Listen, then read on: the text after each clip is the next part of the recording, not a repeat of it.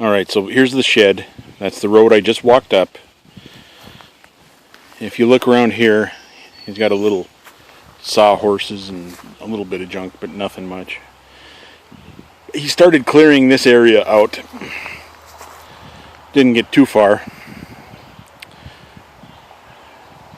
And actually, a bit back there, there's another, like an older test pit where they pulled gravel out of. That's looking north. There's some big trees, none of which are really sellable. They're tall, they're just not big around. And the birch, we'll want to keep that. That's about the only good wood to burn out here. So here's that clearing you can see from the satellite. This was a gravel pit.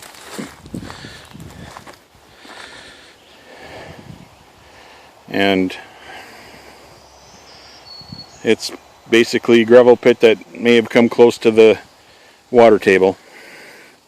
That's why it's wet sometimes.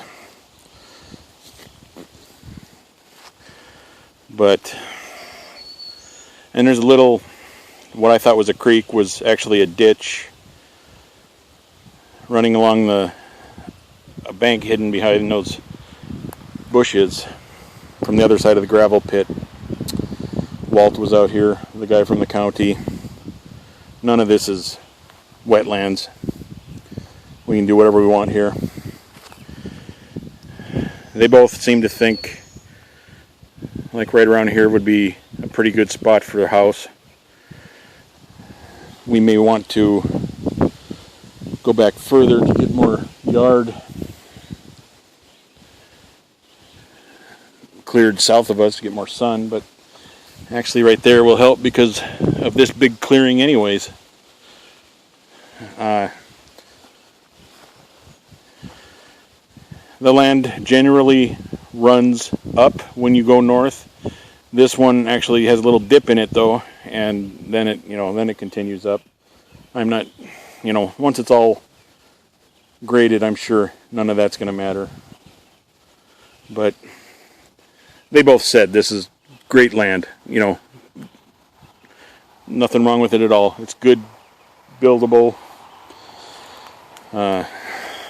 plenty of room for everything we need, and so you can see there's big trees back there. But I walked around and there's really nothing except this. I guess there's a big chunk of basswoods that are pretty good size, 12 to 14 inches in diameter, pretty straight up, but apparently it's not even good for burning, but it just burns too fast or something. So it's here. I'll probably cut it up and we can burn it somewhere. But anyways, I'm more thinking we can use a lot. And it wouldn't take much with a chainsaw to come and prepare it for people to clear the stumps out.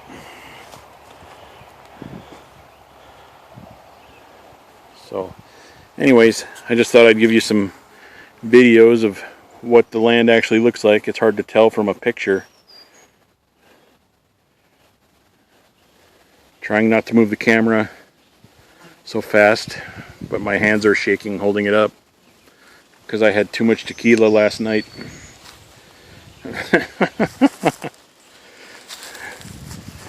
Like that country song, too much tequila. Anyways, there's a full 360 from where I'm standing. The road continues, and if I didn't turn up at the shed right here, the road continues along and comes in the backside of the clearing, but it also continues back further and it just gets, you know, tinier, more grown in. I don't know, maybe there's another pit further back, but you know, it's a good place for deer to run. Anyways, I think this is a good spot to give you an idea of what the land looks like. It's all very high and dry, and nice tall trees. We're sitting probably 4 or 5 feet higher than that clearing, and that clearing is really level. But I'm on kind of a bank of gravel or whatever. You know, Dwight already mentioned over this way there's a nice slope to put a septic system, even if we needed a mound type. He probably thought we wouldn't need a full mound, and you know, he went so far to say, you know, a partial mound one could be anywhere from 10 to 15,000. So Eric knows this Dwight Lind and immediately said, you need to use him. He is the most honest, hardworking guy that he knows in Two Harbors. But the problem is he can't get to us till September or even maybe October. But then again, he said, everybody's that busy. Few people are even taking work for the rest of the year. And if they're not busy now, there's a reason for it. So, but he said, if I get this cleared out of what I want to keep, and I cut these trees down and get them just, you know, we could get a chipper and I can just chip the branches or something and cut the wood up, stack it to the side. He said he could probably do 2 acres just pulling stumps in a day. And he charges like $90 an hour when he's on equipment. So, I mean, he's also said the road doesn't need much work, just I need to widen it out. And he'd put some pit run gravel on it while during construction, and that's what he suggests. And then once all the big trucks are done, after the house is built, put some type 5 or whatever that is, grade 5, the good stuff on top. And he seemed like a really, really good guy. So I'll talk to you guys about that later. But here it is. I'm about to head down the highway. Signing out.